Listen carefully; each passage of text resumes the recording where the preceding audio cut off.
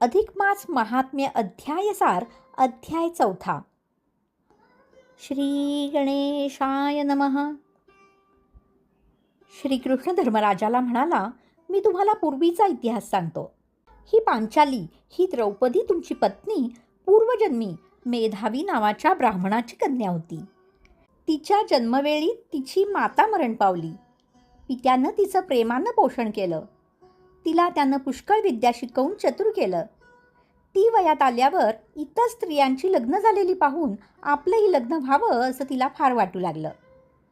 मेधावी पुष्कळ दिवस बरसंशोधनासाठी हिंडला, पण कुठंच जुळेना. तो खूप थकला आणि एके दिवशी अशक्तपणामुळं मूर्छित पडला आणि मरण पावला. मरताना त्यानं विष्णूचं स्मरण केल्यामुळं तो वैकुंठात गेला. मुलीनं इकडं खूप विलाप केला.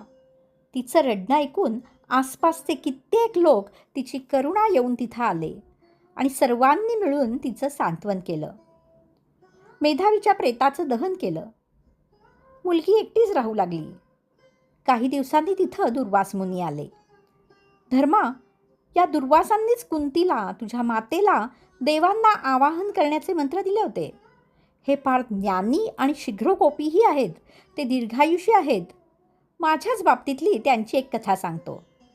ते माझ्याकडे आले आणि मला आणि रुक्मिणीला त्यांनी घोड्यांप्रमाणे रथाला जोडलं.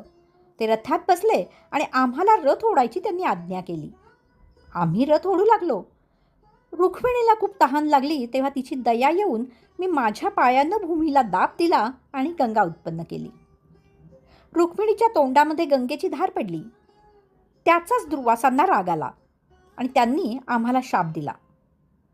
माझी मर्यादा राखली नाहीस आणि पत्नीचे लाड करतोस.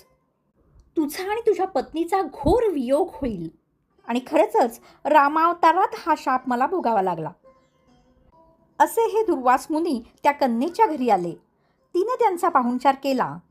मुनींनी आपली ओळख सांगितली आणि त्यांनी म्हटलं, मेधावी ऋषी धार्मिक आणि तू त्यांची कन्या ज्ञानी आणि व्रतस्थ आहेस. कैलासाहून बद्रिकाश्रमात जाताना तुला भेटून जावं म्हणून मी आलो. तुझे कल्याण असो. तेव्हा ती कन्या म्हणाली, आपल्या आगमनानं आणि दर्शनानं माझं हितच होणार यात काहीच शंका नाही. पण माझं लग्न होत नाही म्हणून मी फार दुःखात आहे. मला जगावंसंच वाटत नाही. माझं दुःख दूर करता येईल का आपल्याला? आपण कृपा कराल का? मला उत्तम वर मिळावा म्हणून मी काय करू? असं बोलून ती उदासपणानं स्वस्थ राहिली. धन्यवाद. गीता टी. स्वाती जेम्स.